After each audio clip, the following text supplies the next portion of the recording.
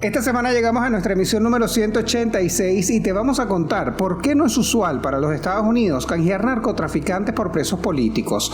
Luego vamos a escuchar cómo las feministas buscan acabar con la clandestinidad del aborto a través de la despenalización del mismo. Y vamos a cerrar revelando los detalles del caso viral que desencadenó la detención de falsos odontólogos en Venezuela en 18 regiones del país. Pónganse cómodos, esto está por comenzar. Bienvenidos a 3 en 1, tu suplemento informativo semanal con todo lo que necesitas saber de los portales Runrunes, Tal Cual y El Pitazo. A partir de este momento queremos invitarte a que disfrutes en los próximos minutos de los reportajes más destacados en estos 3 medios digitales. Siéntate, relájate y tómate el 3 en 1 de esta semana. Desde este lado les saludo una vez más a Luis David Miquileni y para mí es un enorme placer darles la bienvenida a nuestra emisión número 186 de este condensado de información que recoge lo mejor de los portales Tal Cual, El Pitazo y runrun.es, mejor conocido como Runrunes. Ya estamos a 134 semanas desde que fue decretado el estado de alarma por la llegada del coronavirus a Venezuela, lo equivalente a unos 933 días. Y aún cuando hemos visto un descenso importante en los números de contagio, invitamos a toda nuestra audiencia a que mantengan las medidas de bioseguridad que garanticen su seguridad y la de sus familias. Comenzamos esta semana visitando el portal runrun.es, mejor conocido como Runrunes, y aquí tenemos un reportaje titulado "No es usual para Estados Unidos canjear narcotraficantes por rehenes políticos". Y es que el pasado 1 de octubre, el gobierno de los Estados Unidos, liderado por Joe Biden, liberó a los sobrinos de Cilia Flores, condenados a 18 años de prisión por narcotráfico, a cambio de 7 ciudadanos de nacionalidad estadounidense que estaban detenidos en Venezuela. Douglas Farah, quien es experto en seguridad nacional en los Estados Unidos, sostuvo que delincuentes no son empleados con frecuencia en este tipo de negociaciones. Sin embargo, la administración de Biden ya ha liberado a 3 traficantes de drogas en lo que va del año 2022. Vamos a conversar con Lorena Meléndez, autora del reportaje, para que nos responda un par de preguntas. Lorena, bienvenida, espero estés muy bien. ¿Los intereses de Estados Unidos están por encima de su propio sistema de justicia? Los canjes de prisioneros por parte de Estados Unidos son una práctica muy común, incluso con personas que ya han recibido sentencia, como es el caso de los sobrinos de Cilia Flores, que ya habían sido condenados a 18 años de cárcel. Aquí lo que llama definitivamente la atención es el cargo por el que ellos fueron procesados, que es tráfico de drogas. Sin embargo, lo que contamos en esta nota es que no es la primera vez que Washington hace un canje de esta naturaleza, porque ya lo había hecho con un prisionero afgano y con otro ruso. Y ambos además eran señalados por narcotráfico y muy involucrados con los gobiernos de sus países. Esto fue, de hecho, este año, ambos canjes. Entonces lo que vemos que prima es el interés de Estados Unidos y de Biden específicamente, porque es él justamente quien ha motorizado, quien ha permitido estos canjes por traficantes, de rescatar a los suyos de esas administraciones autoritarias como Rusia, como Afganistán y como Venezuela, en donde los prisioneros son víctimas de constantes violaciones a los derechos humanos. ¿Y tiene que ver esta decisión con la necesidad de los Estados Unidos de acercarse al gobierno de Nicolás Maduro en busca de petróleo debido a la crisis energética que se generó por la invasión de Rusia a Ucrania? El que consultamos, que es Douglas Farah, apunta a eso justamente en su análisis. En estos momentos Estados Unidos necesita gasolina. Durante meses el combustible se ha vendido allí y en Europa a altos precios y esto causa un profundo malestar en la población. Todo esto como consecuencia precisamente de la guerra en Ucrania. Entonces Biden está buscando socios que suplan esa necesidad que antes estaba cubriendo Rusia y que ahora pues no lo va a hacer. Y este canje, según Farah, es un mecanismo para lograrlo. Muchísimas gracias, Lorena. Feministas buscan acabar con la clandestinidad del aborto a través de la despenalización. Así titulan en el trabajo que comparten con nosotros esta semana nuestros amigos de Tal Cual. Y es que fíjense ustedes, en Venezuela se realizaron 2.246 abortos en el año 2018 en un periodo de 5 meses. 31% se practicaron en menores de 18 años y a 4 niñas menores de 12 años, según el informe de Mujeres al Límite realizado por la Coalición de Equivalencias en Acción. Movimientos feministas y organizaciones abogan por la derogación de los artículos 432, 433, 434, 435 y 436 del Código Penal, en los que se castiga el aborto, y por la aprobación del proyecto de ley sobre derechos sexuales y reproductivos. Magdimar León, coordinadora de la Asociación Venezolana para una Educación Sexual Alternativa, dice que el aborto no seguro genera consecuencias en la salud de las mujeres.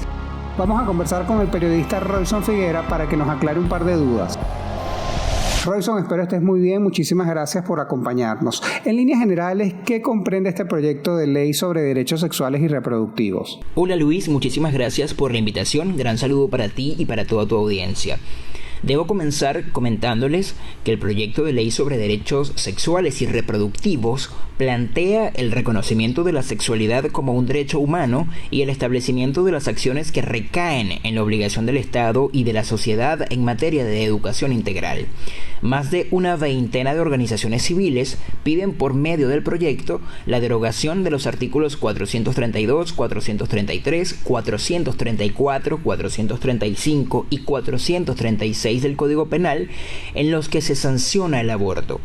Adicionalmente, expertas consultadas por Tal Cual advierten sobre el alto número de muertes por consecuencia de los abortos clandestinos. ¿Cómo es la situación en Venezuela en cuanto al aborto en comparación con otros países en la región, aquí en Latinoamérica, Royson? Es preciso destacar que Venezuela es uno de los países de la región con una de las leyes más restrictivas sobre este tema, que no recibe modificación desde hace al menos un siglo. Las organizaciones civiles piden que se deroguen los ya mencionados artículos del Código Penal porque, en resumidas cuentas, no se está frenando la clandestinidad de los abortos. E incluso lo que se sabe o los números que se conocen pueden ser apenas la punta del iceberg, porque hay casos en los que nunca las personas llegan a ir a un hospital. Susani González, directora del Centro de Estudios de Derechos Sexuales y Reproductivos, citó datos del Fondo de Población de la ONU sobre mortalidad materna en Venezuela para comentar que en la nación rondan las 100 muertes por cada 100.000 nacidos vivos. Asimismo, apuntó que si en Venezuela podrían calcularse que todos los años se embarazan 600.000 mujeres, y recordando que existe un subregistro, hay estimaciones que indican que al menos 10% de las muertes están asociadas a abortos inseguros. Encantado de saludarte, cuídate mucho. Y esta semana vamos a cerrar con el portal El Pitazo y aquí tenemos un reportaje con un tema interesantísimo. Un caso viral desencadenó detención de falsos odontólogos en 18 regiones de Venezuela. Es el título que lleva el trabajo que comparten con nosotros El Pitazo esta semana. Yuletnis Velasco se hacía pasar por odontóloga en Catia y fue denunciada por 6 miembros de una misma familia a quienes trató por un lapso de año y medio. Aunque tiene una investigación abierta en el Ministerio Público, la higienista dental sigue con sus consultas y se libró de la cárcel por la mediación de un familiar que es funcionario del Cuerpo de Investigaciones Científicas Penales y Criminalísticas, conocido como el CICPC, de acuerdo con los afectados. Entre marzo y septiembre del año 2022, el director del CICPC, Douglas Rico, reportó la detención de 79 falsos odontólogos en 18 regiones de Venezuela. Vamos a conversar con Liz Gascón para que nos dé un poco más de información. Liz, espero estés muy bien, un placer saludarte. ¿Por qué esta profesión se presta tanto para que existan impostores y estafadores? Según el Colegio de Odontólogos, la usurpación de funciones en la odontología es un problema de larga data que no solo ocurre en Venezuela. Pero el gremio considera que la falta de acciones contundentes para condenar este delito que en el Código Penal allanan el camino para que los estafadores ofrezcan sus servicios incluso en consultorios bien establecidos. En Venezuela, el Colegio de Odontólogos es receptor de denuncias de ejercicio ilegal de la profesión desde hace varios años, pero es a finales de 2021 que conformaron la Comisión Nacional contra el Intrusismo debido a un caso que cobró notoriedad en las redes sociales. El del falso odontólogo Osvaldo Aponte, quien era promocionado en Instagram por influencers y conductores de televisión de Barquisimeto, la ciudad en donde funcionaba su consultorio. El Ministerio Público libró una orden de aprehensión en su contra, pero Aponte continúa prófugo hasta la fecha. Este caso viral y otras historias que salieron a relucir a partir de entonces impulsaron al gremio a reunirse con los cuerpos de seguridad para enviar alertas inmediatas cuando las reciban de parte de afectados o afiliados. Entre marzo y septiembre de 2022, el director del Cuerpo de Investigaciones Científicas Penales y Criminalísticas, Douglas Rico, reportó la detención de 79 falsos odontólogos en Distrito Capital y otros 17 estados del país, según un monitoreo realizado por El Pitazo en las cuentas Instagram y Twitter del funcionario. Aragua, Lara, Bolívar, Distrito Capital y Falcón son los lugares con el mayor número de detenidos. la Comisión Nacional contra el Intrusismo ha recibido más de 600 denuncias entre enero y septiembre de 2022 y estima que el número de detenciones asciende a 90 en lo que va de año. ¿Y cuál es el perfil de los falsos odontólogos? ¿Cómo podemos identificarlos? El Colegio de Odontólogos del Estado Lara dice que hay 3 perfiles de los falsos odontólogos. Están los inexpertos que no cuentan con ninguna formación en el área. Los técnicos o higienistas dentales que se abrieron paso a espaldas de antiguos odontólogos que los empleaban para hacer procedimientos que llegaron a ver en esos consultorios.